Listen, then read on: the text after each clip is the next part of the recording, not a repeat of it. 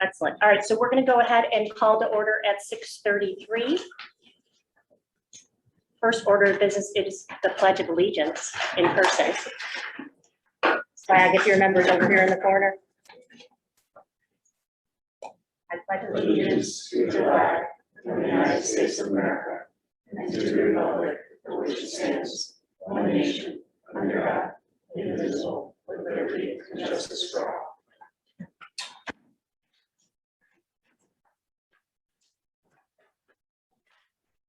Thank you, everyone. The next order of business is public comment.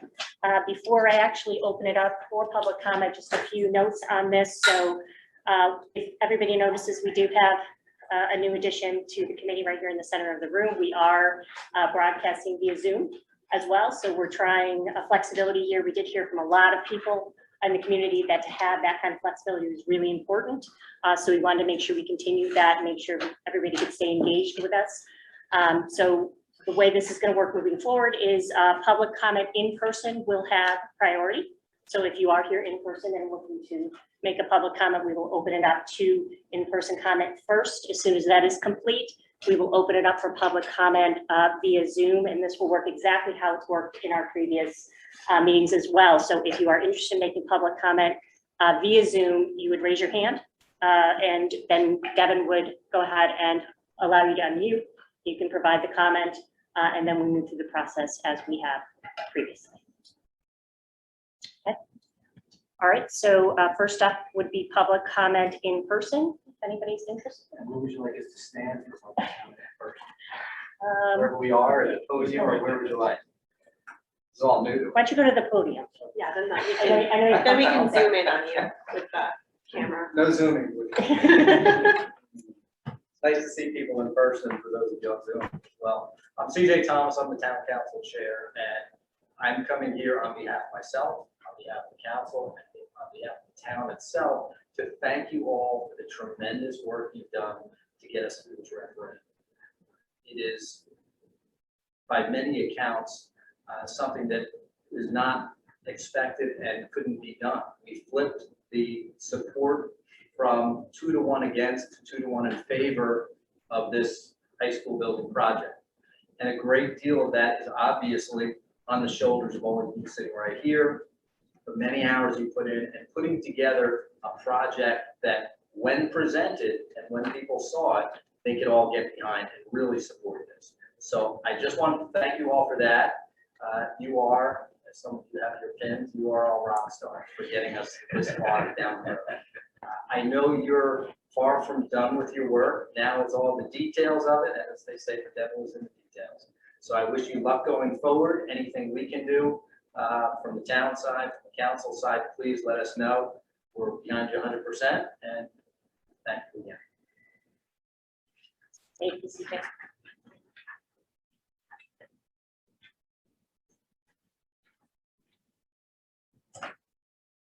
No close-up here.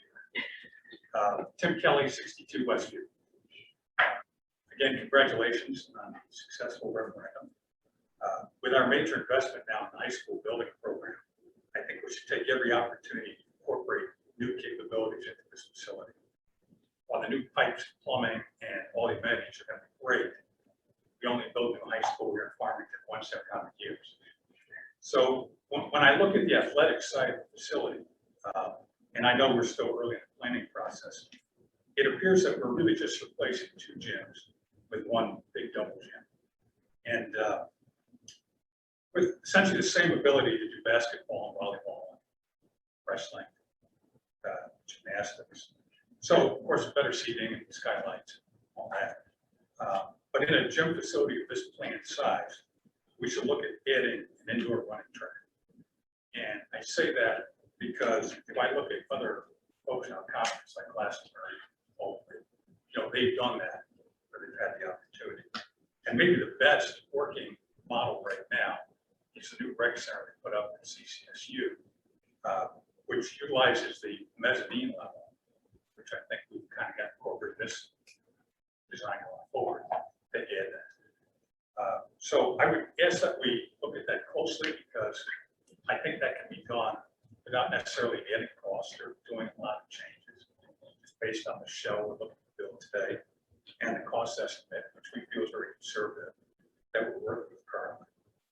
So in our final design efforts, we should take every opportunity to fully leverage this building and see what net new additional opportunity we can incorporate.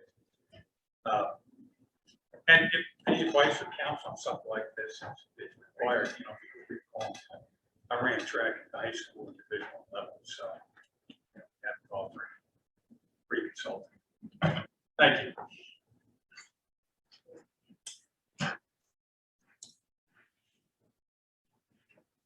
Everybody here in person, is there anybody in Zoom? Anybody that's interested? If you are interested in public comment, you could raise your hand. Not saying anything. Nothing? Nope. All right, excellent. All right, thank you very much, everybody. Next order of business is minutes. So I am going to ask for a motion to approve the attached May 5th, 2021 minutes. I make a motion that we approve the attached May 5th, 2020 minutes as submitted. Second. Discussion? All in favor? Aye. Opposed? All right, unanimously passed. Next order of business is correspondence, and this is correspondence received from 5/4/2021 to 6/25/2021. And that is because we did go into the quiet period, if you remember, prior to the referendum, and I'm actually going to ask Kat to give us just a brief report out on correspondence.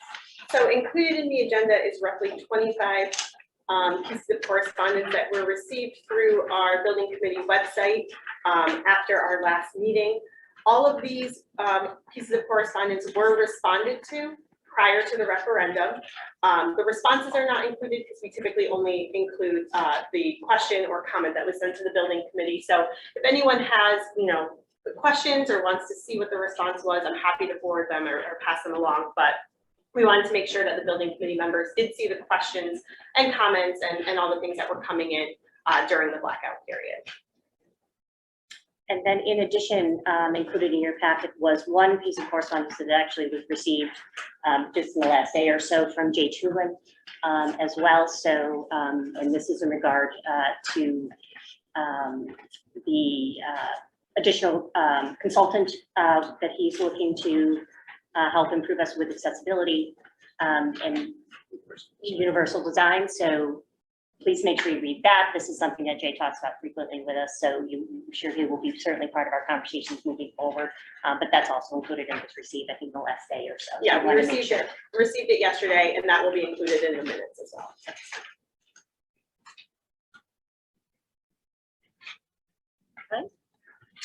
All right, we're going to move right on to item F, and this is reports. Very first out of the gate is the chair report.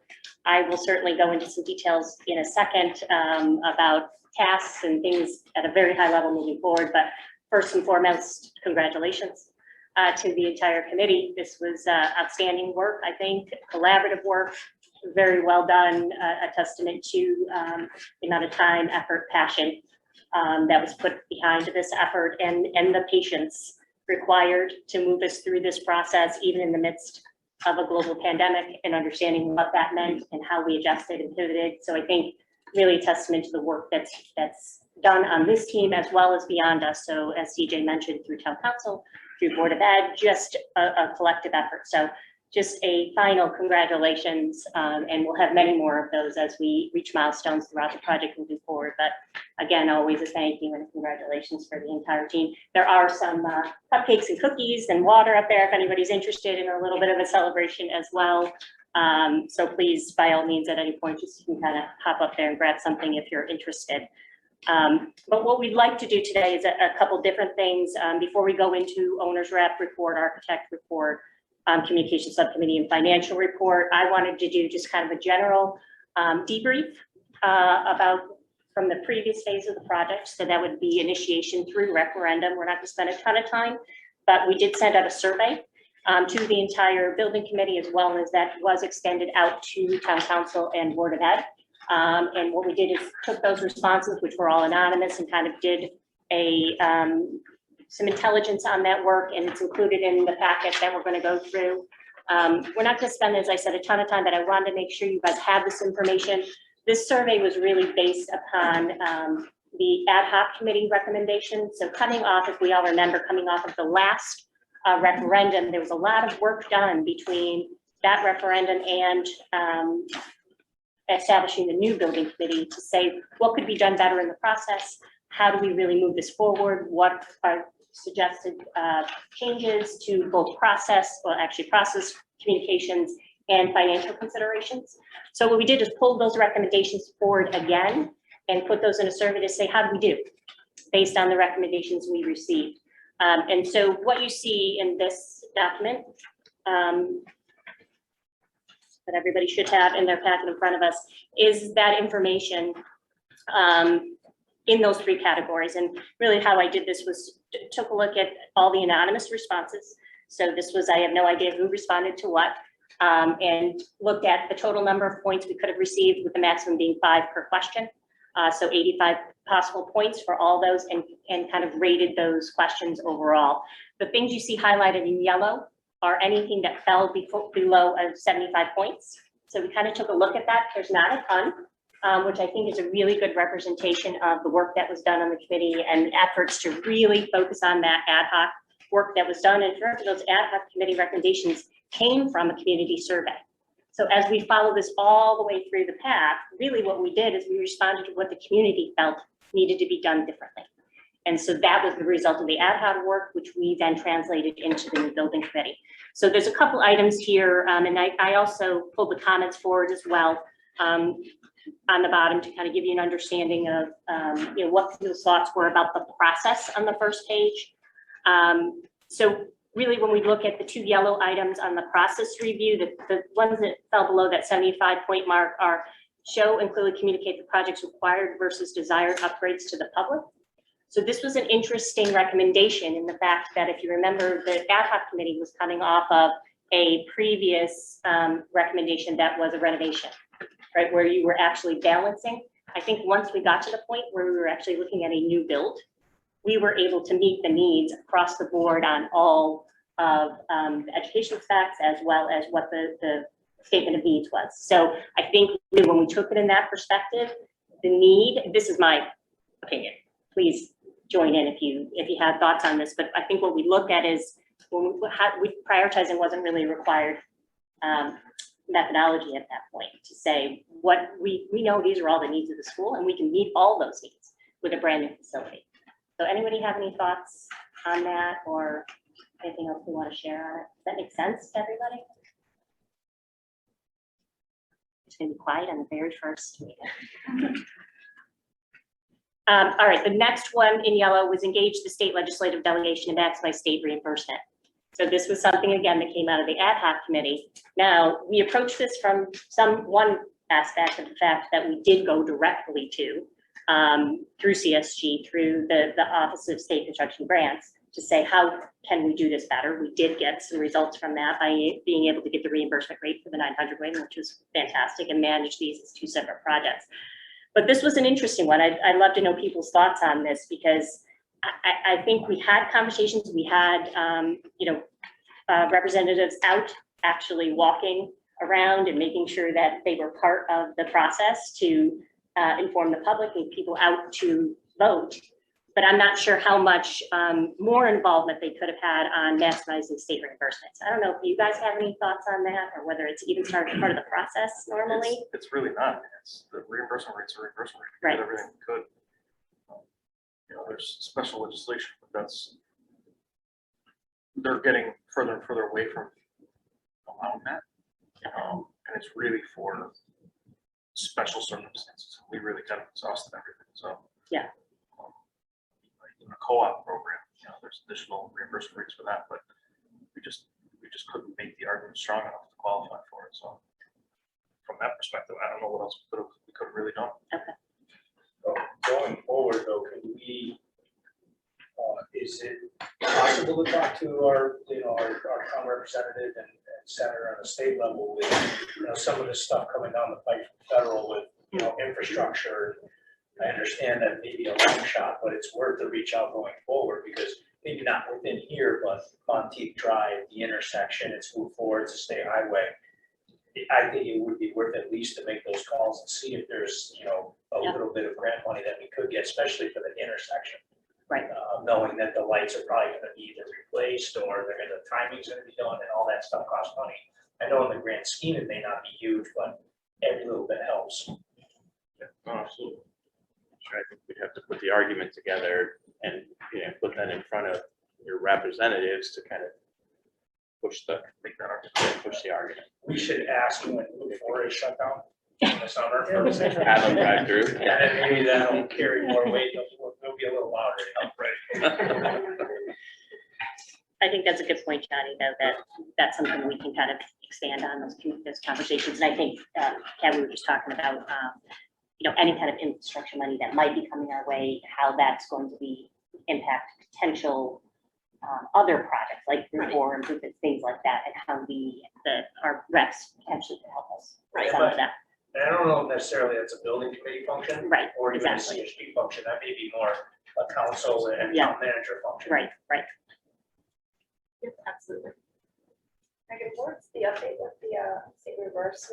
I know we put an application since the referendum. Do you have update? Yep. I don't know if there's anything I'm sorry, what was the to question? update on the application. Oh, just that it's been submitted and received and accepted, and Board of Ed has received the acknowledgement that that's all been completed. So now we just wait. They've reached out a couple of times. I know that office has reached out to Cat for a letter regarding total project costs and splitting it up between the two projects. I've had a couple of conversations with them as it relates to the 900 wing and the separation from that in the building and the square footage. So they're reviewing it. They'll have some questions. They'll reach out from time to time, but that's about it really until December 15th is the next milestone, I'll call it. That's when the priority list comes out. That's when they effectively recommend our project to the legislative session coming up. So that'll occur on December 15th. So it'll be fairly quiet from now till then, minus some of their questions as they're going through, kind of refreshing themselves with the project, reviewing the ed specs, really just understanding what it is that we're trying to do. But the reimbursement should be no issue going through. I guess. Correct. No, the reimbursement's no issue. Nope.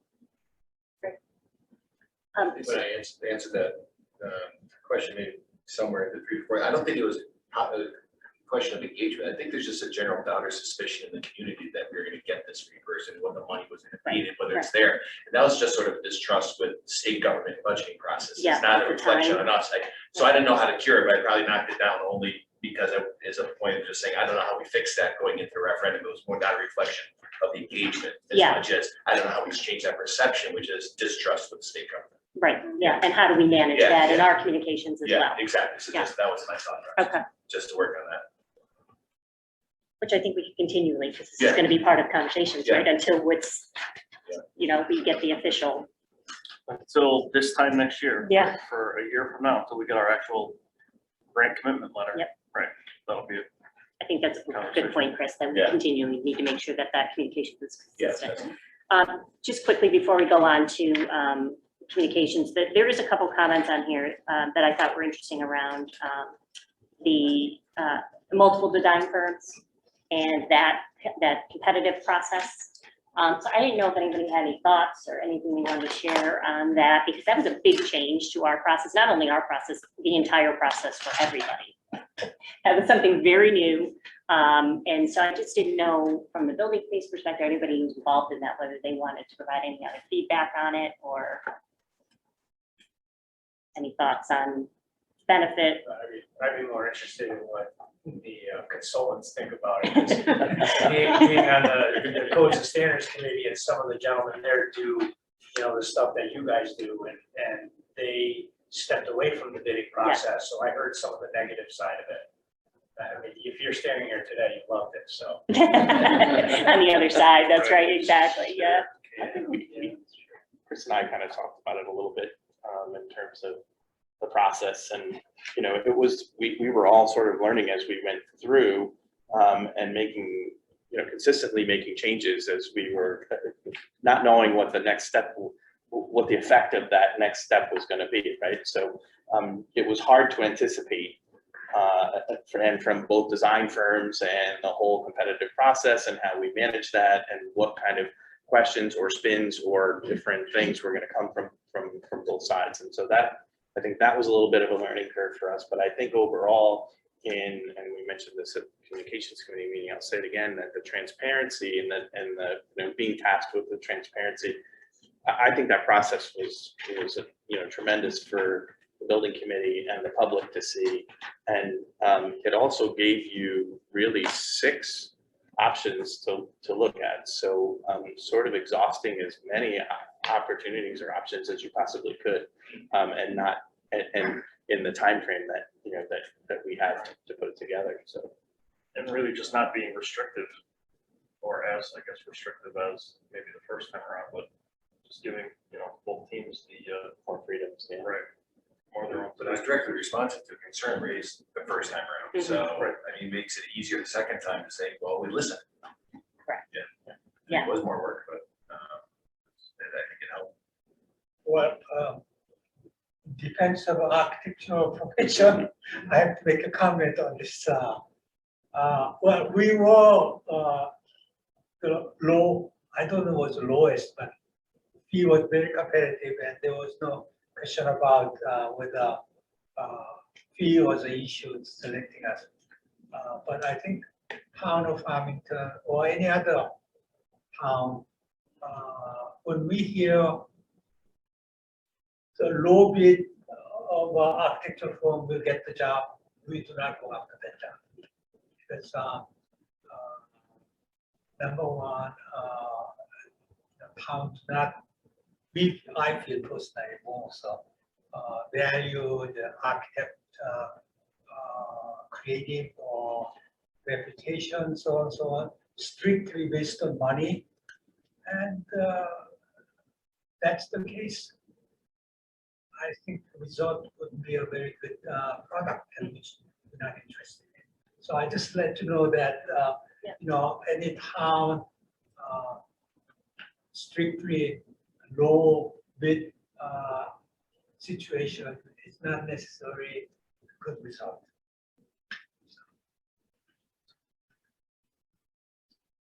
Yeah, I think that's definitely part of the considerations in the process. And I think as a building committee, we felt the pain of executing on a brand new process and understanding the pieces of that and how to make sure that we were working with the partners in the most fair way. And now we are on the other side of that, but I was just kind of interested in people's thoughts and feelings on it as we kind of move forward, because I would really like us to be a source of information for projects moving forward of what kind of recommendations do we give for future building projects or anything that might follow a similar process. So I think anything we can do to help that is beneficial. So okay, communications. This was a very interesting one for us, I think, and it's the items you see in yellow, I think, are a direct result of our absolute inability to do any of these things, which is very interesting, right? That, and I just thought it was just interesting anecdote to say at how quickly things can change.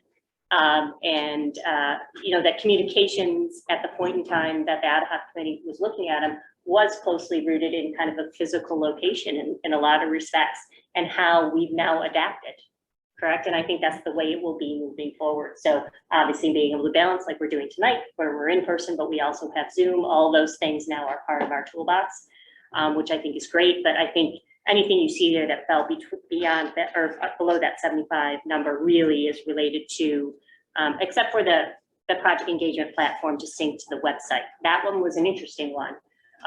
Nothing we didn't even pursue it, I don't believe. But I feel that, and this is my opinion, but you guys please jump in on this, that we were able to provide for the community a high level overview of the process, that continual communication of here we are, here's where we're going. And I think that maybe is what that was trying to fulfill there, is people just understanding the process. It's confusing. There's a lot of steps, And if we could lay it out and walk them through the process, I think we found other ways to do that other than kind of a formalized piece of something, technology that we kind of, plugged into our website. But other than that, I think really was restrictions around location, actual physical location, being able to do things with people in person was really our limitation. So I don't know if anybody else had any other thoughts on communications or anything else they wanted to share. Okay, I have a question, Yeah. actually to follow up on Mr. Kim's comment. Yeah. I know we had discussed earlier in the subcommittee meeting about getting a rubric in the process of picking out the general contraction manager. Are we gonna be part of that process with the rubric development? I think that will be important, that we're selecting contract managers, that's just not based on price value. Yeah, so that's something that CSG will help us with. They have rubrics that they are going to start with, but we obviously certainly have input into that process. And we did do that process with the architect. So there was a whole scoring matrix. So it wasn't just a selection on fee. There were lots of things that played into the selection process. But yes, you'll absolutely have that opportunity. I'm sure TSKP has some as we go out for CM to share some of the things that they've experienced as well. And a lot of that's on the rubric is also directly in what we're looking for in the RFP. Because the RFP or RFQ is saying, this is what we want you to respond to, and the matrix is how they responded to it. So they kind of go hand in hand with development. Yeah, thanks. Great. All right, anything else on communications? I thought this was something that a lot of work, time and effort went into communications on this one, and I think that work really paid off. We're going to talk about how we're going to continue that once we get into the subcommittee communications update as well. So the final category there was financial considerations. So this was something, a lot of what you see here was less attributed to the building committee directly, more towards the town council or town financial director. Had some roles here where we were able to do some adjustment. This also went kind of hand in hand with some of the communications we had to do. The scoring there, we had nothing that fell below that 75-point mark within the financial communication. But again, I put the comments as well, just to give you an idea and an understanding of kind of people's thoughts around financial considerations that came out of ad hoc and how we applied those. Anybody else have any thoughts or anything they want to add about kind of phase one of the project before we officially close it out and we move on? If I can, just Yes, talk Mike. about the selection process. Yeah.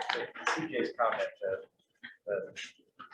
the flip of the voting results is striking. So something, there was a tipping point somewhere along the way. Something galvanized your community. Coming up from a failed referendum, it could have just simply been a failed referendum. That really was a wake-up call to community members, whether they had children or not, who were vested in the school quality. Frankly, it could have been COVID just after many months. People like, it's time to do something. Attention must be paid. I suspect, though, if you polled the committee, it would have been the December and January when we were producing and regurgitating all of that information back out to you. Tremendous amount of data being churned through. And then within our office, we had 3 separate teams. That's right. On this project, and it was, frankly, it was galvanizing as far from a designer's perspective of what are the important, crystallizing the important issues, pushing those forward, and getting rid of all the noise. So that was a very intense and productive process. And so I would just say that. No, I think that's helpful to hear that perspective of, actually when you're in doing the work and what that means and what was required from us as a building committee and as a town to you guys to say, this is what we need to make the decisions. Yeah. Anything else? No? I scheduled a half hour, we're good, 7:03. Okay, on time. But this is something that I don't want us to forget about. Again, I think we take on the work that we were handed, which we really should all be very thankful for, is the previous building committee and the work and effort and what they did to get us to a point and understanding of this project, because there was a lot of work done in the previous building committee, and then the ad hoc committees taking over from there, and us being able to use all that information to inform our process moving forward. So I think we do the same. I think you're always kind of coming back, learning, understanding, and being able to really, put forward a transparent process that I think the community appreciated, as well as just a process that is going to give the results we're looking for. So keep that in mind as we move on to these many steps ahead of us. We'll try to do touch points as we go as well at certain milestones, just to kind of recap as well. All right. Excellent. So the only other thing I have on in my report is just something that should look somewhat familiar to you. And this is high level. You'll see from our process. So we were, if you remember from the building committee process, we were kind of driving big pieces of work. We're obviously going to start to see a change in that, where our professional partners obviously will be driving the work moving forward. But always remember that we have certain requirements from the town's perspective, from our charter, that we need to complete. So just like we talked about the process and all the steps in the previous chart that looked like this is a new one, believe it or not. This is our new obligations from the charter, as well as some other high level items as well. So again, I think the goal here is just to make sure we understand where we are in the process, the community understands at the highest level where we are in the process, and then obviously we will get much further into the details. As you can see, that we have a much more detailed chart and many more to come. But I just kind of wanted to walk through a few of these just so that we have an understanding and level set where we are and what we're going to be doing and focusing on moving forward. Not going to spend a ton of time. I just kind of want to walk through these, see if anybody has any questions, and then we'll kind of talk through the rest of the updates after that. So as you can see, we do still have 2 boxes of work in front of us. We have final plan development, as it's mentioned. That is the language that exists in our charter. It's called final plan development. And you will see there we have the new Farmington High School and central office renovation. So moving forward, it is important, I think, for us to understand that this is actually 2 separate projects that we will be managing as such. So just keep that in the back of your mind. It's not overly critical for us, but it is important to make sure that we're making and understanding and documenting correctly. And I know it's important to TSKP and CSG as well, that understanding exists. So you'll start to hear that language, that the new high school building and the central office renovation is 2 separate projects that we're managing. So very high level, the things that we are obligated to do, issue a notice to proceed to the architect to complete final plans. So we will be doing that tonight in our new business to say we're ready, it's done, and we're off and running, which is pretty exciting. Work with the state of Connecticut for the OSCGR, this is the state grant office, to review plans throughout the process. So again, we have heard from the office directly that they want to be involved in this process and the plans. So we will make sure that those touch points continue moving forward. This is what we just talked about, the select a firm for construction manager services. So this is an RFP, RFQ, and interview. So professional partner committee subcommittee will now come forward again.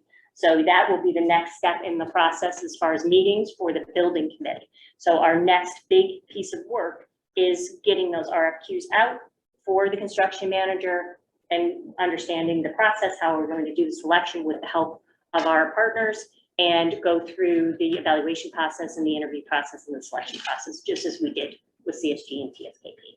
So that's really the big piece of work. So anybody who's on the professional partnership committee right now will start to see meeting invites go out from Kat on some additional meetings we need to add to the calendar or to move that forward. We do need to establish a design working group. So we did do something like this as well during schematic design, and we will do the same moving forward. So Scott, obviously you're a big part of this process, and your team that you're going to want sitting at the table to help with some of those major decisions. And that's what's going to happen. This is a working group, remember, it is not a subcommittee. It is different and it executes in a different way. where there will not necessarily be meeting minutes. There'll be obviously notes and those kind of things, but it doesn't work within the municipal process like our subcommittees do. Select an independent engineering firm or commissioning agent. So yet another professional partner that needs to come on board. I don't know if you guys want to give a quick definition of exactly what that is. Sure. The commissioning agent, yes. So it's essentially a third-party engineering firm that's selected that oversees all of the MEP systems in the building. It is part of the process. It's actually a code requirement for the high-performance building standards that they be brought on. They do reviews throughout the various design processes. So they'll do a review of the conceptual design that's already been completed, and then they'll, as their immediate task, then they'll do a review of the design development, and then ultimately the construction document review. Those are the three separate design phases. And then once construction starts, they'll be on site periodically to review work in place. And then ultimately, when the building is completed, they'll be heavily involved in equipment startups, air balancing, anything really MEP related, and any of the systems throughout the new building. So that's the function of the commissioning agent. And again, that is, although we had talked about it previously, that is also something that's required by our town charter to bring on board. So that's why you see a lot of these tasks listed here, many more in between, but just to give us a high level overview of some of the big hitters. Submit the final plans to TBZ.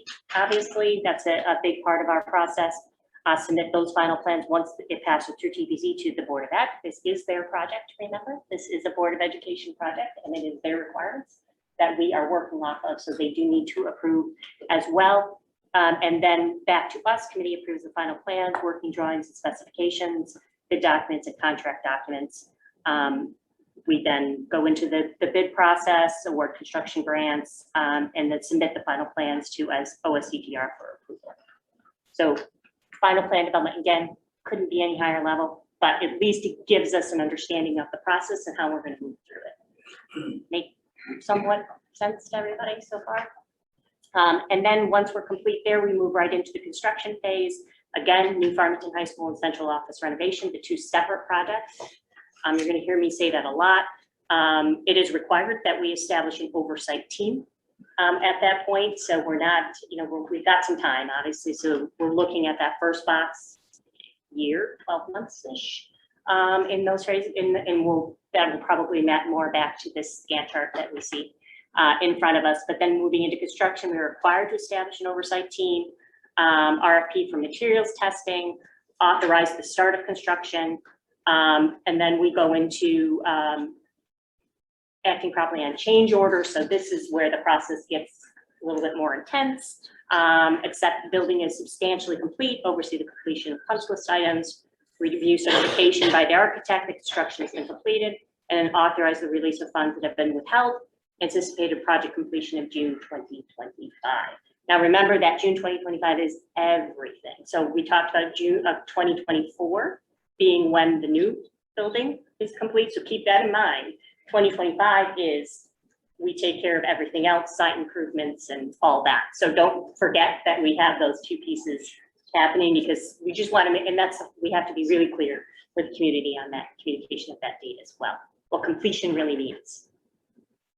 Students will be entering the new building with 2024. Yes, fall of 2020. So I think that will be important, because that was a very common question. When do the kids start going Correct, to the new yeah. building? So that's why I'm saying we have to be very clear in our communications of the difference of those two things. Although we're managing everything till full completion, everything's done. We've gotten rid of everything that at that point will be gotten rid of. I'm going to say that because remember, we have the 1928 building discussions that are still going to happen, not within this committee. So everybody's clear on that, right? That's going to be a separate initiative. But also, anything that needs to happen with the site once the new school is open. Okay, any thoughts, conversations? We will obviously clarify this, add anything, make changes as we go along. It's always a draft document, but I think it helped us to have kind of that, it's really a roadmap more than anything else, right? Not really a plan in any way, shape, or form, but really kind of a project roadmap to give us a high level understanding of big steps moving forward. Michael as a thought. Yes, Michael. A question.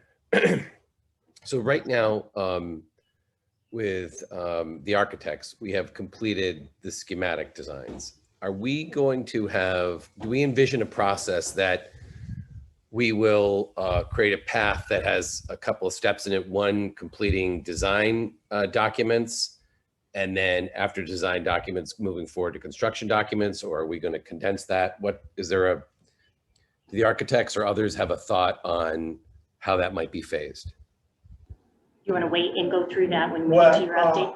Michael, has again. Well, we're gonna discuss and explain to you today about where we are, what's next step, and how long it's gonna take, and so on.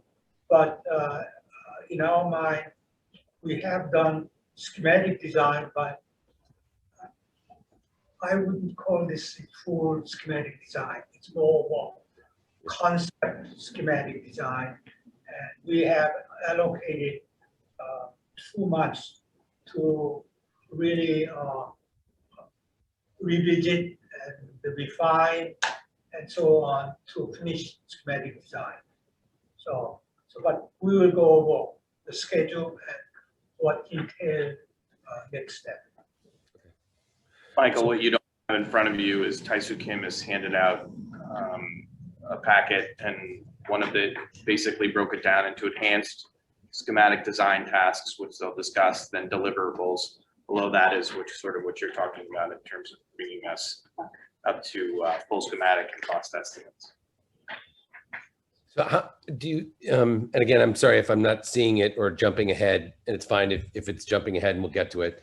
But I have a question also just then to follow up in terms of the phasing of that design work. How many times is it anticipated that we will potentially bring the project as it exists either in a past schematic into design or construction phase to the subcontracting market in order to get with each phase of our design be keyed into, what are the sub markets responding to in terms of how that would be priced, and whether or not we need to make any substantive adjustments based upon how the marketplace is responding. Michael, this is Chris Cycli. So once we finalize the RFQ for the construction manager and get through the interviews and hire a construction manager, the way I envision it, and granted this hasn't really been discussed yet, would be that the CM would do a schematic design estimate. They would review the estimates that we've produced to date. They would compare them to the marketplace currently with everything going on, especially with the pandemic. And then we would also have an estimate done at the end of design development, and then 90% construction documents just before we go to the state for their approval to go to bid. So there's definitely going to be touch points along the way to compare this project to current market conditions. Great, thank you. Do you anticipate that you're mentioning that basically the CM, and again, I'm assuming we're moving towards a GMP. Do you believe at each of those touch points, it's the expectation that they're taking that out to the marketplace, or is it that their internal estimator is going to try to respond to? Yeah, it's their internal estimating department. Now they may have some external input. They'll use some of their historical knowledge, within their own firm, but there's no, being that this is publicly funded project, we can only go to the marketplace, so to speak, or go out to bid once. And that happens after school construction has approved it to go to bid. We're not allowed to go to bid unless they've approved it. So we won't actually put this out for public viewing until a year from now. Okay. And that's based upon municipal guidelines that would prohibit us from sort of touching the sub marketplace earlier than that final point in time. Yep, and again, that's why we rely on the CM that's hired. They'll have all the current, even though I call it historical, they'll have all the current knowledge of the market. They're the ones that are dealing daily with subcontractors that'll be looking at this. They'll have the best feel for the marketplace at any given point, so. Michael, this is Michael. Great to hear you again. The only other thing I'll say is that the exact manner in which the construction managers engage the market, you can request a full layout of that as part of your selection process. And let them tell you what they do. Many CMs have a separate, distinct MEP department that is much more closely tied to those trades. And particularly nowadays, those trades are under a high level of scrutiny because of the spikes we're seeing. But you can write that into your RFP and therefore get all the information you want and description about how that specific firm addresses those items for you. Thanks, Michael. I think that makes a great deal of sense, and it may be worth, you know, as you mentioned, Meg, having the professional partnerships group have some conversations with the architects and with our owners rep, just to make certain that what we're looking for in that process. So thanks, Michael.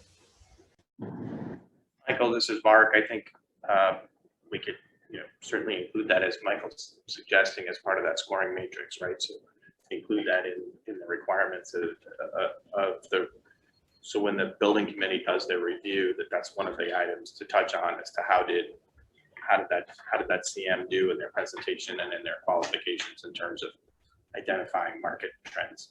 Yeah, and a big reason for bringing this up is just the incredible nature of how these numbers are moving within weeks.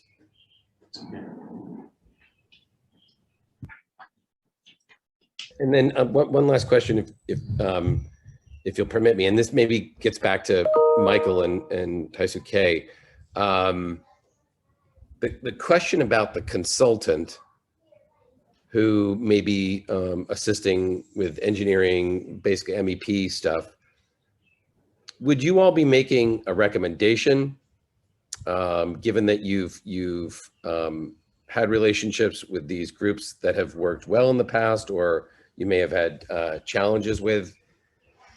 You know, I gather that through charter, this will be a separate RFP process, but do you anticipate that you'd be involved in that selection process or offer recommendations based upon past experience? Yes. Yes, for either the CM or the commissioning agent, either one. Really, for any of the RFPs we put out, we would offer recommendations for those that you know, we have working knowledge of. I would also just say that the Connecticut high performance statute at the state level has been around long enough that you'd be hard pressed to find a commissioning agent that Kohler Rogan hasn't worked with at this point in time. So I have a high degree of confidence that this will work out just fine. Thank you. And now, Meg, another high level question. Garth was our third member on the professional partnerships committee. Is there anybody who will replace him? We're in the process right now of actually reevaluating the committees and participation overall. Okay. I don't have the answer to that yet, but I will shortly.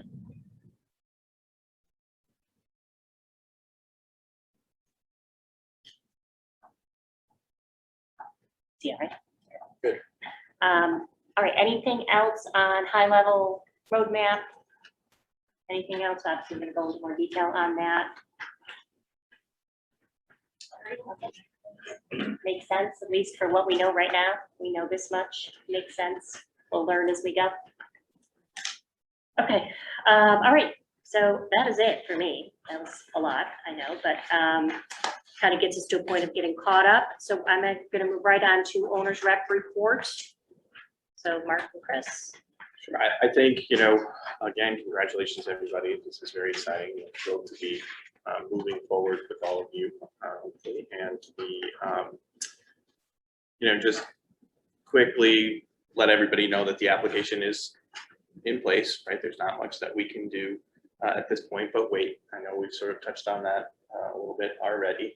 Our next steps are really going to be working closely with Taisuken and their team, and working closely with the professional partnership committee to put together all of the documents for the RFP and focusing on securing that CM and our next professional partner to add to this group. I think that that's really going to be our time to now roll up our sleeves and work through that process over the next couple of months.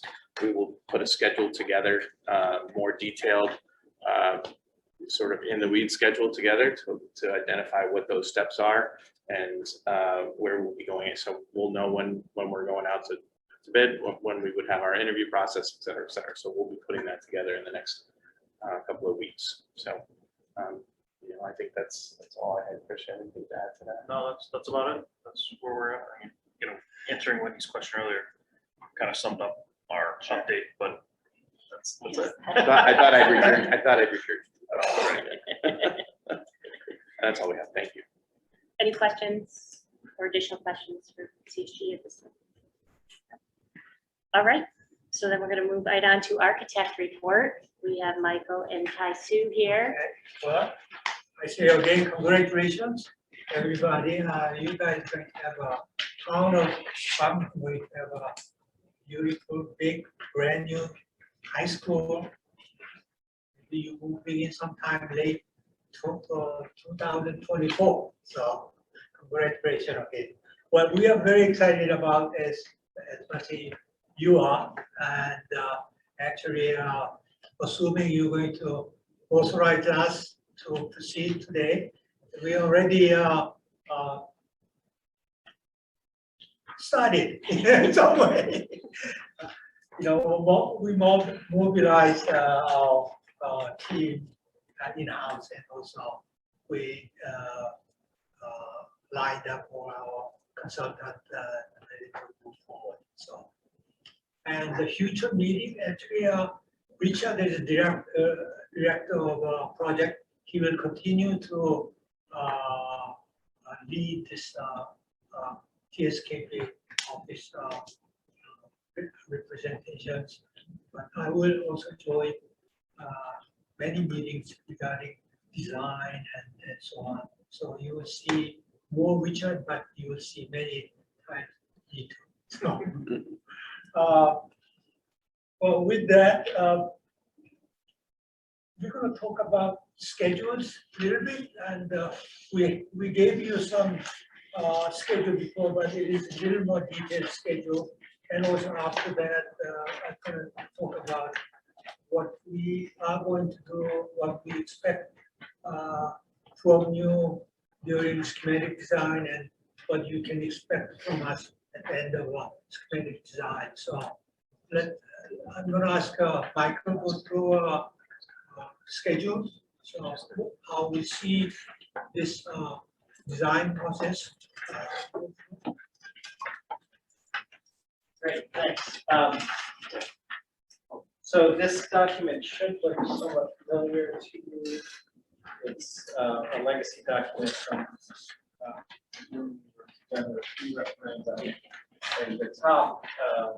And hopefully, Michael Smith, you're able to see this on your screen now too.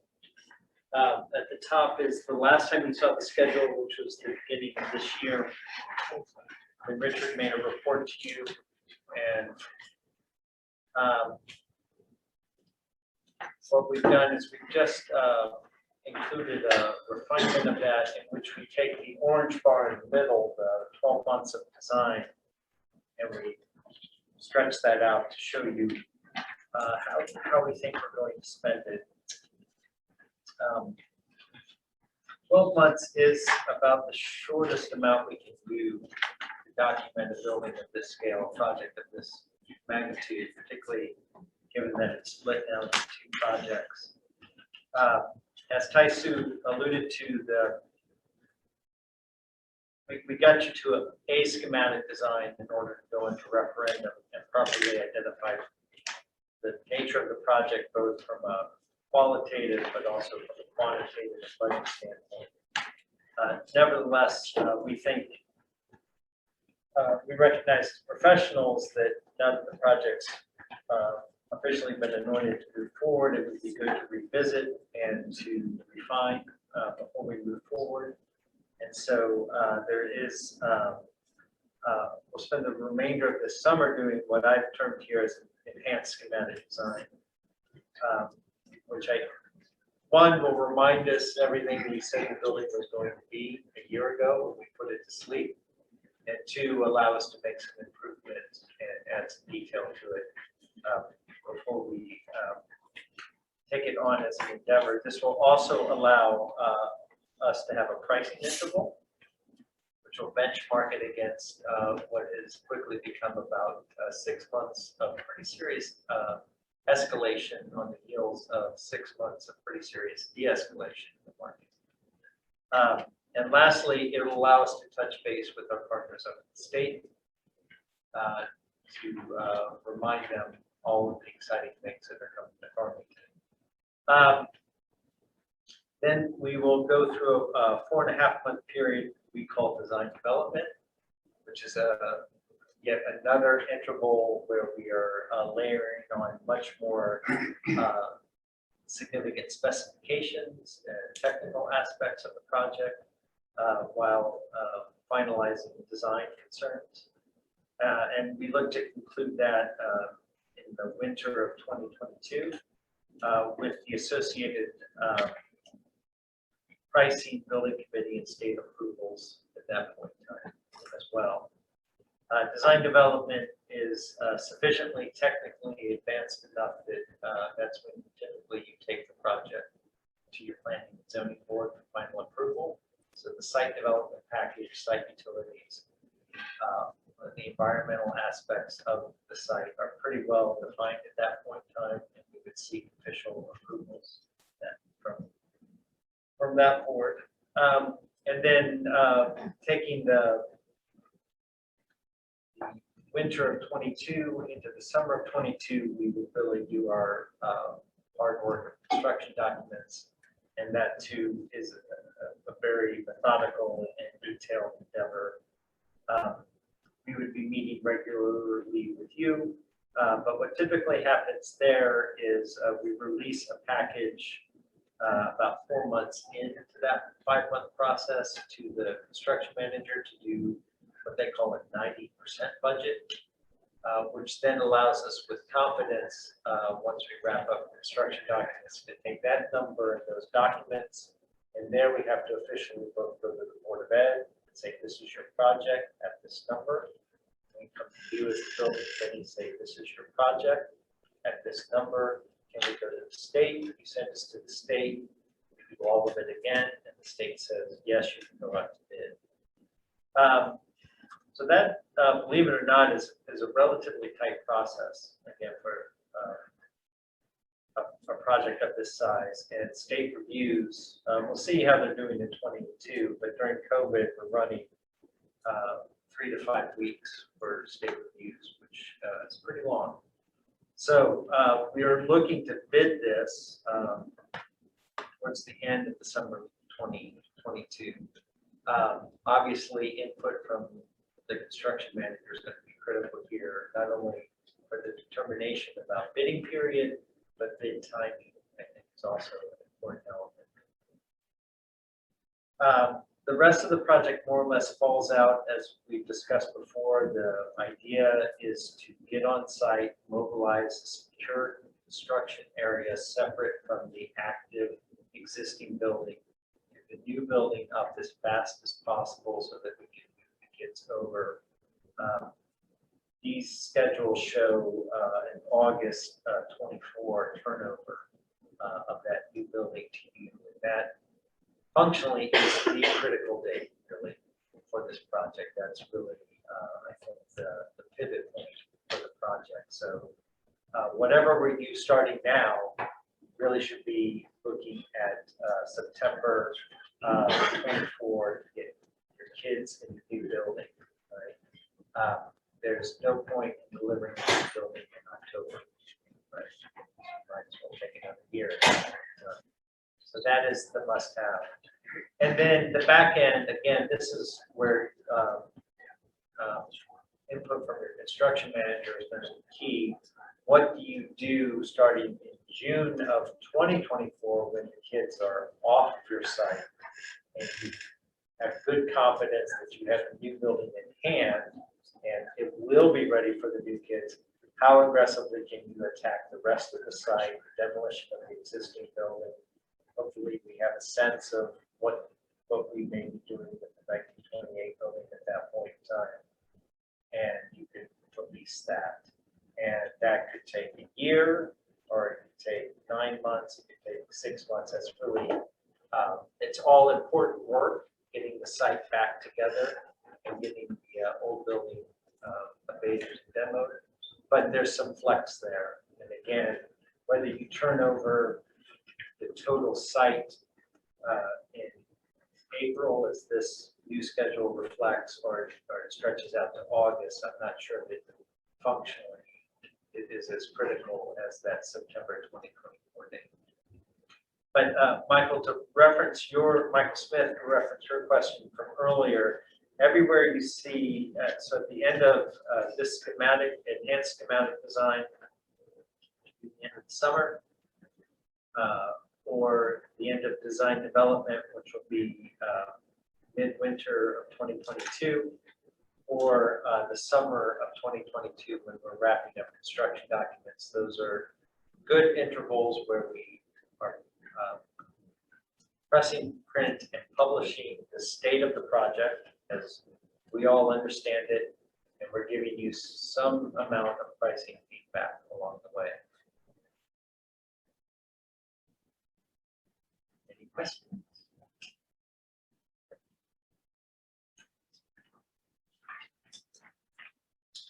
Okay, any questions? At this time? But then I'm going to move on to what we are going to do next 2 months. Schematic, Michael call it enhanced schematic, and yeah, good name. But I think what I'm saying is enhanced. Next 2 months, we will do more than schematic, typical schematic, because you see, at the end of schematic, they will have a cost estimator, and that number is going to be the key number, because that number will stay around. So we like to have as much as we can information to cost estimator, so that it's a good number. That's why I would say enhanced schematic is a good one, just standard schematic design. So what we're going to do is next 2 months. First is we're going to ask surveyor to survey entire site and come up with a quite accurate topography, and also I like to see some of the trees, large trees located. There are a number of big trees just north of it's called. You need to see some. So those are the things we're gonna look at much more carefully. And we're gonna ask boring company test boring really want to be, so we know what's the soil condition at that area. And also same time, site engineer going to really look at much more carefully available utilities on the site, and so he can come up with most cost-effective utility connections and utility layout. Because it's going to be complicated, because most utilities are feeding into this building. Whether we're going to use some of that to a new building, or we're going to have completely new line and so on. So it needs quite a bit of a study to do that site. Our mechanical engineer is going to talk to your town facility group and what kind of a mechanical system you like. So really our engineer and your town's facility group should be agree on what type of savings most will go to the town. And also our mechanical engineer will look at much more closely architecture plan and see how architecture plan with the mechanical system much more most effectively matched together. Now, we studied already. We look at much more carefully to the plans. Overall size of building will be fixed at this point. So, a little more carefully inspect and match room by room. The room size is right for specified inspect. This meeting with your Our working group, yes, exactly. because Yeah, we really like to have we're going to assign, we have a number of specialists in our office, not only general, but special, for example, with my partner, he done many lab design of college, high school, and so on. So he will work with your science teachers, people, and look at the spec and your floor plan. And another partner, Randall, so he is really a sports expert, so he's going to talk to your physical ed people. So and on and the performing art again. So that's the process we like to go through with our floor plan and make sure that the rooms relationship of each other or other groups is right and size you specify is right. We really want to check that. And so that really should be done sometime early August if teachers are available. So we like to yes, have a Scott's gonna be plan the laid one. out, how many groups we're going to meet and when we can meet. So that's a very critical process to really Richard. finalize. Richard and I spoke about that, so, and I just wanted to follow the committee's guidance. Yeah. But I'd be happy to help facilitate that. Yeah. And we already start to look at the exterior again more carefully because we did produce renderings for referendum, so on. But we really like to re-study much more carefully. We are going to come up with several slightly different ideas and we're going to show you different renderings. And also we're making a number of study models. And so we're going to show you study models, how different options look like. And we come to agreement which option is most favorable. And then we really proceed to the next step.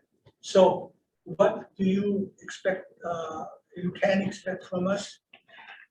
Following items I listed here: site plan, phasing plan, site plan, a utility diagram or utility plan, a landscape plan, architecturally building plan, and I wouldn't complete ceiling plan, but some ceiling plan so that cost estimator understand what we are thinking about ceiling. So we will have some ceiling plan. The elevations, sections, a couple of large key sections so that estimator understand the materials and the construction method we are thinking about. So we will have that, and also finish schedule. So they understand what's interior walls, ceiling, floor, materials. So we will have, these are definitely more than schematic design. That's why I'm saying is to get the rather close cost estimate, we do need this kind of information. And we will produce new exterior and interior renderings and color building elevations. And we will have some large scale model. You can see really three-dimensionally what the building look like, and that model will include some interior layout so you can really understand what the layout. So these are architecture tasks. A lot to do next 2 months. Structure people will produce typical floor framing. So estimated know exactly what kind of steel tonnage required to build this building. And mechanical engineer will have a schematic design of mechanical, electrical, plumbing, and fire protection drawings. And at the end of 2 months, you will have construction manager, or legal contractor. From our cost estimate. Yeah, cost estimate. Yeah. So you will have a cost estimate. So these are the ones you can expect at the end of enhanced schematic design, and so end of August we will have this. So that's our report for what you can expect from us.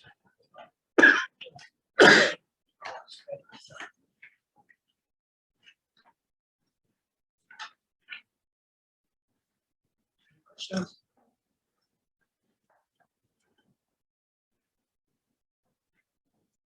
We're taking in a lot of information. It's a heck of a summer reading list. Exactly. A lot of work. I know, July and August is tough time to have meetings. Yeah. But I think it's necessary a couple of meetings in August. For the working group we're Yes, talking about, yeah. Are you, July, it's gonna be you're tough. Or really you're gonna going be to, okay? People are Ready? excited They're about excited to do it, so I think international you schools, so- mobilizing and so on, but we like to have a couple meetings, committee meetings in August, mid and later part, and so that we can show to you our progress, some of the options started with so Yeah, I think once we get the CM on board, they'll have some Yeah. comments on the phasing plan and things like that, but certainly this is a great start. Guys, Sue, what is your vision for the working groups? My conversation with Richard was sometime the middle 2 or 3 weeks in August. Is that still accurate? So like Yeah. that's the 9th, week of the 9th, the 16th, or the 23rd. Is that? well, this group, the working group will continue to involve with us. The schematic design, as I said, basically schematic design period, really look at the floor plan, relationship and so on. But then when we move into design development, it's much more extensive involvement with their input, such as cabinet, location of outlet, and how much storage you need and so on. So more detailed discussion will be sometime middle of design development. Scott, we did it was at least a day, if not 2-day event, where we were just trying to space proof the referendum drawings, right, versus the inspect. Yes. That session where we just had Kind of just Met with rotating your- the teams yeah. in and all of out. your groups. It could be something as straightforward as that. Right. I mean, it's frankly up to this committee to form the working group, but Correct. it could be as straightforward as something that we've already done with that. You bring your department leaders in, we'll talk with each Sure, other. so I'll follow the lead of the committee and then we can talk after about setting up appropriate dates. Perfect.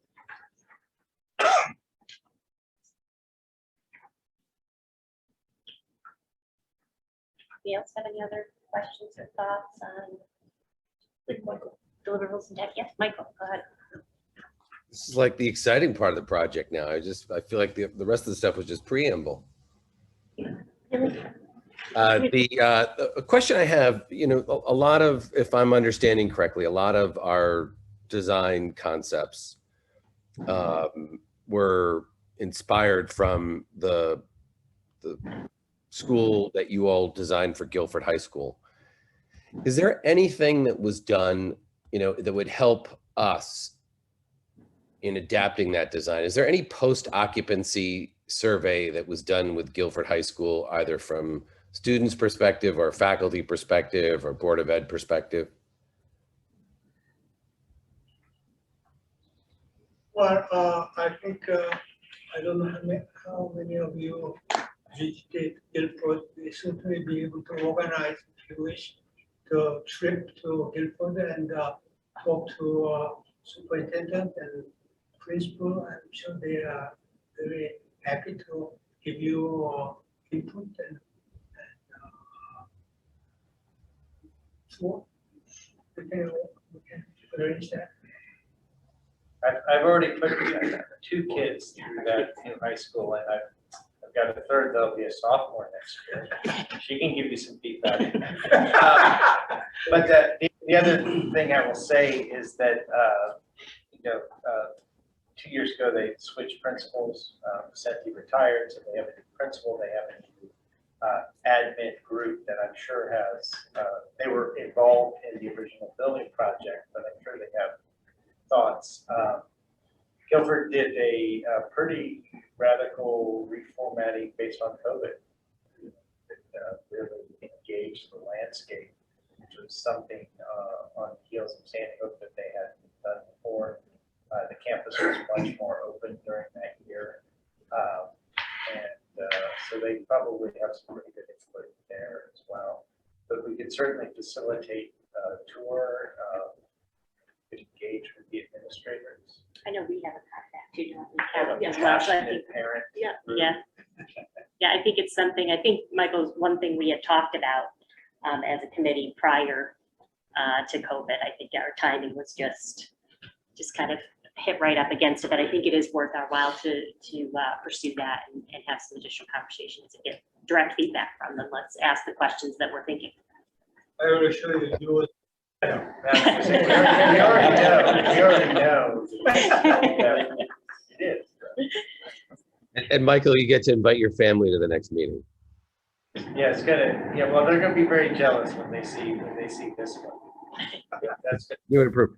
So a question I had about how we might, and maybe we could use Guilford as an example of this, but your recommendations on how we can, a new school project is a lot different than a reno. And in a reno, you're going to end up with lots of change orders because of the unknowns of what's there. But can you give some feedback on what was the scope of change orders in Guilford with respect to the new construction? And are there recommendations that you'd make to this building committee and to the working group that would be sort of best practice to eliminate or minimize change orders in a new construction? Well, I'll approach that. I mean, each one of these projects that we do is so bespoke to the circumstance in the town and spec. But they really are one-offs. We're not making Toyota Corollas here where we can perfect one and roll it out. That said, with each one, I would say we try to make few mistakes if we're going to make a mistake. We can certainly share with you the issues to the extent that there were any on Guilford. My recollection from our marketing materials performed very well. But I mean, it's not, I would urge you to say, I would urge you maybe not just to think about Guilford. I mean, we're opening a middle school in September that in many ways is the next version of Guilford, even though it is a middle school program, it is already building upon all the good things that we instituted in Guilford. It's yet another iteration of that. Guilford opened in 2005. It's kind of old news. Well, our change order due to architects missing or something. Very low. So most of our track record shows less than 1%. For sure. We have a reputation to produce very, very good, very tight construction.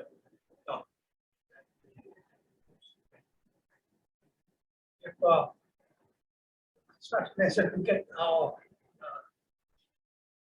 construction set, it really amazed you. You didn't leave anything out. Everything.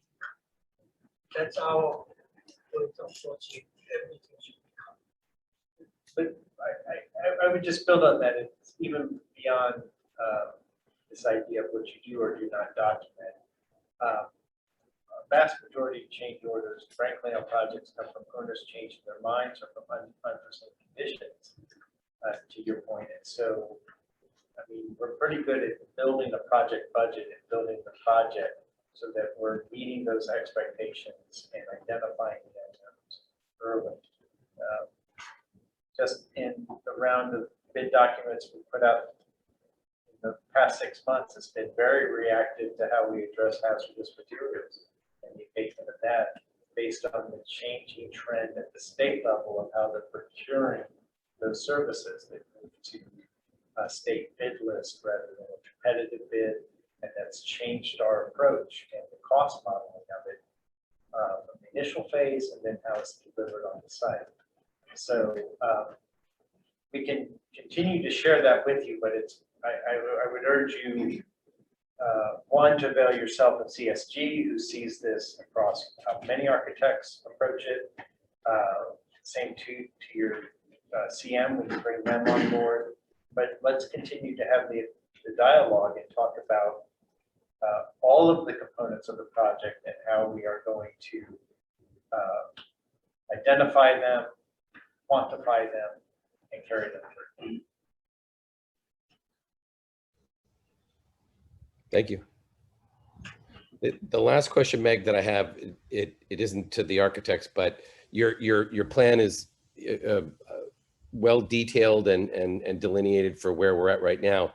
Is there a chance that we could, and this may be a question to Chris and Mark, could we layer onto that chart when we anticipate the need, as touch points, when we anticipate the need to be seeking approvals from planning and zoning, from the fire marshal, et cetera, others that need to be in there. And you may have a different document that does that, but it would be helpful just as we're entering into this new phase to see sort of all touch points on one chart, so to speak.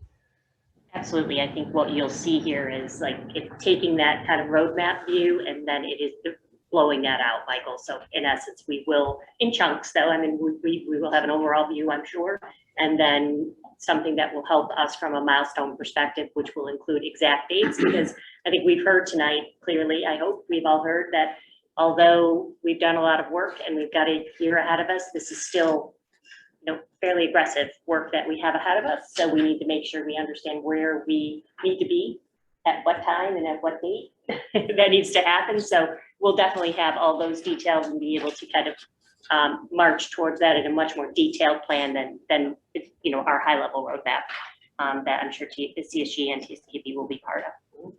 And Michael, I think we can kind of follow the same sort of calendar that we had put together last time, where we identified approvals that needed to happen and all of those things along the way. So I think that was sort of an easy to follow calendar that we can put together again. Meg, do I detect in your voice, Meg, when you say we have an aggressive schedule that we're back to meeting once a week? No. Good. I think we'll see subcommittee meetings supplement one more time. So we're going to look a little bit more, I think, like we did in the very beginning of the project, where we have subcommittees very, very active. And then we have building committee there as review, being able to move some of the big decisions forward. We'll talk a little bit more about that, but you're going to see, I think, fewer building committee meetings overall, at least in these initial phases, Michael. And then obviously, like I said, very, very active subcommittees and working groups over the next several months and over the next year.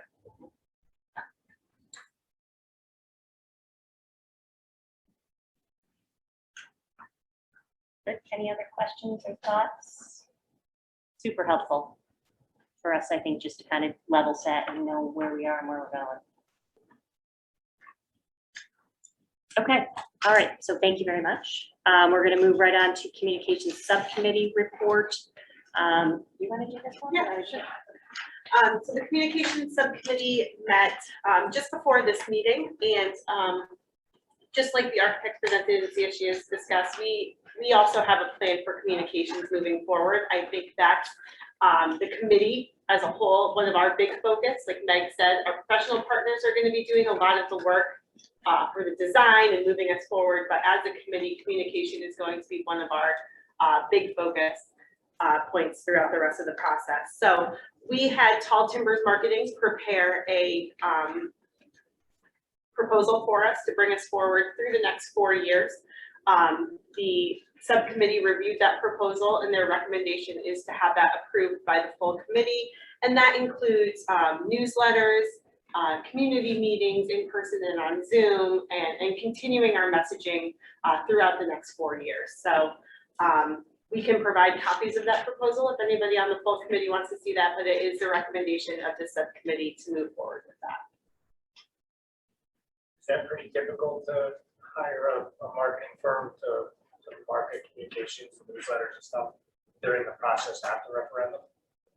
So I think that, at least from our perspective, we've seen it kind of both ways. A lot of times you'll see that just sort of updates come out of the Board of Ed, but they do tend to sometimes get lost in all of a bunch of other information. I think, you know, especially with the amount of time that you spent the last 2 years, and you know, again, the commitment to transparency and messaging out to the public, and the sensitivity around this project, that it probably makes sense to continue that continuity with Tall Timbers. Certainly, you know, we're all happy to help and support that process, but I think Ira and his team have done a great job so far, and so to continue that type of messaging, it seems like a small investment to make to kind of keep that promise moving forward. I think we've seen it sort of both ways. It's not, we don't see it on every project, but I think with again, the sensitivity around this and the promise of transparency, this is probably a good way to go. Are we voting on that tonight? We don't have to. You want to? No, because I'd like to see it. Yeah, before- absolutely. Absolutely. Yeah, we can do it after that. I will just add from, you know, like a staff perspective and a workload perspective, it is very helpful to outsource that instead of trying to manage it and create it and get it out in-house. So Ira and his team had been very beneficial in the first phase of the project to get that done for us, to make sure our messaging was consistent and appropriate and all of those things. So that's why we had reached out to them to continue that moving forward. Thank you. Yeah, And we'll it's- make sure it gets included. Johnny had sent out so you can have all the details. You all still maintain the website and do all of Yep. those things, and it's just, yeah, it's more of a support. Yeah, and we did, I mean, newsletters were not something that every town does moving forward. But if you remember the survey that we conducted in 2018, the town newsletter is one of the main ways people in town receive their information. And because this is such a big investment in a big project and it's at the forefront of people, we want to make sure that they feel included in the process, that the process continues to be transparent, and that people receive updates periodically throughout. Thank you.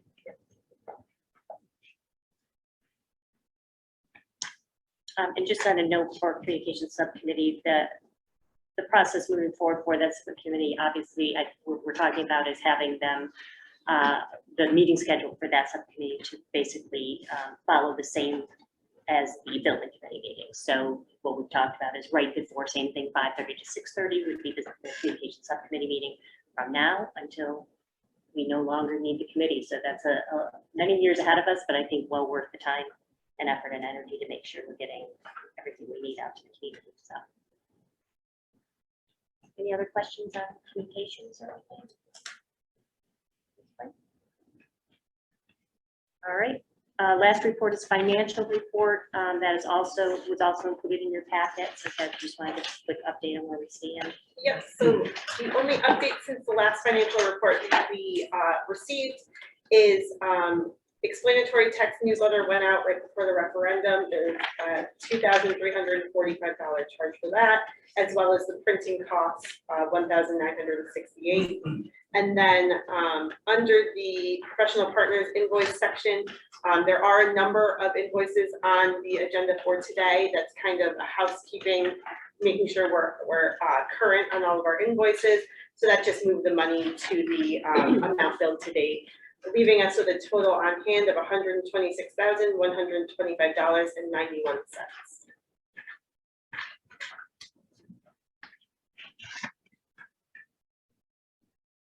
Any questions on financial report?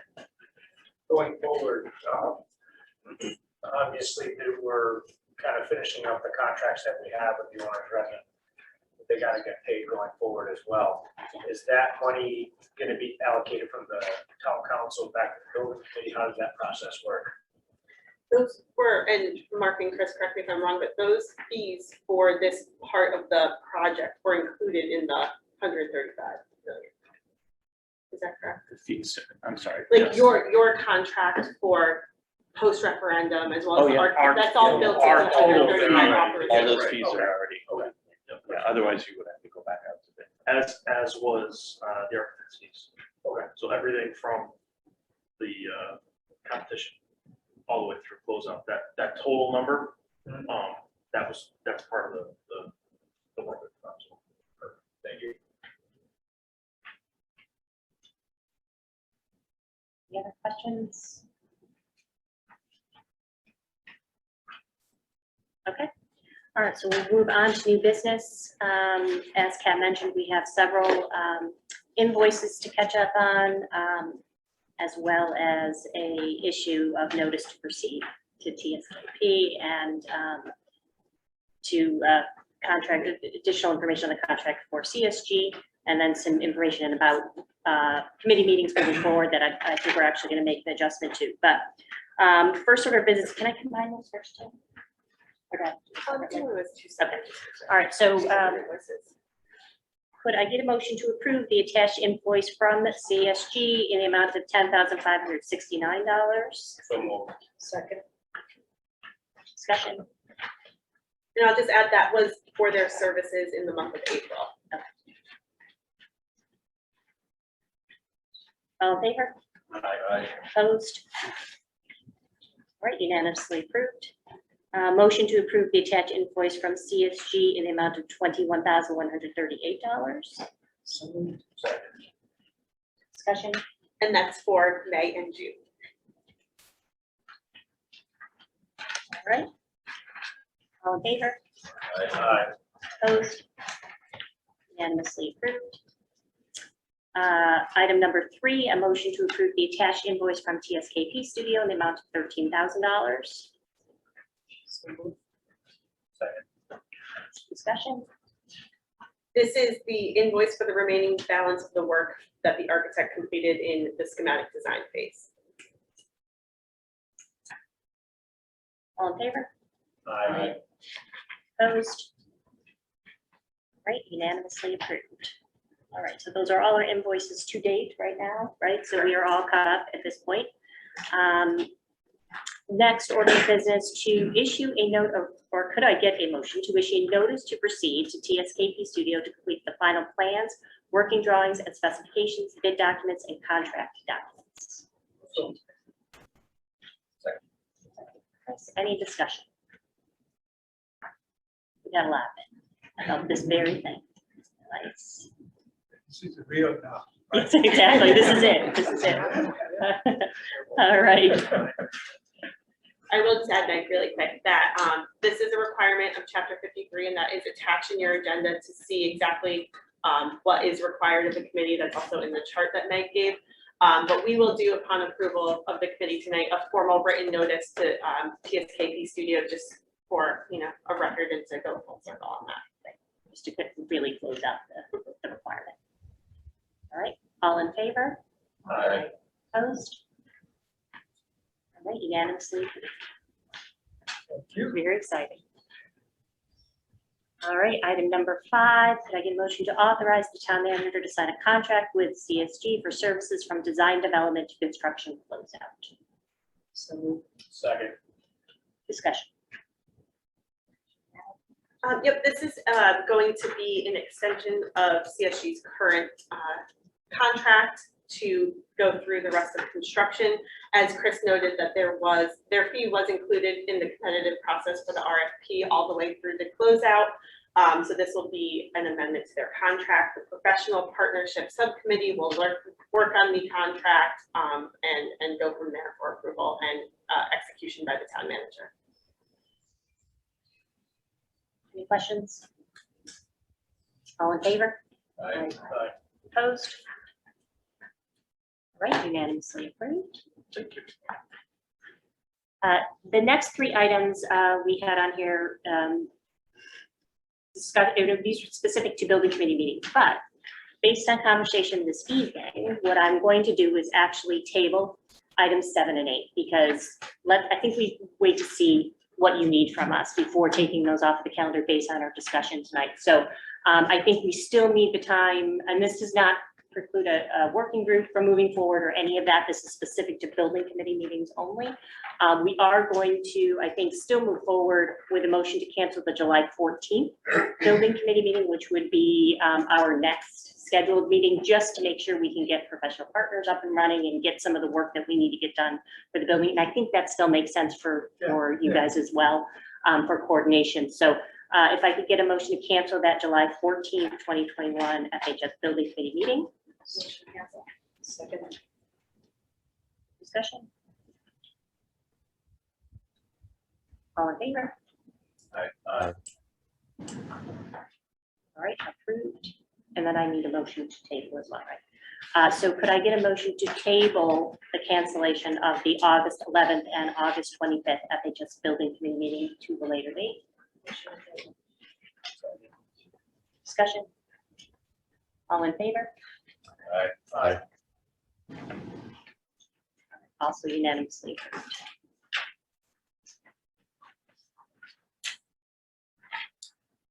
Excellent. All right. As long as we've had a very long time. Gang. That was great. A lot of good information. I hope that we got a sense of kind of where we are in the process and where we are moving forward. So that was the goal tonight, as well as kind of close out phase 1. So I think we accomplished all those goals. So if there is nothing else, could I get a motion to adjourn? Any discussion? All in favor? Aye. That's the loudest one tonight. Opposed? All right, we will adjourn at 8:12.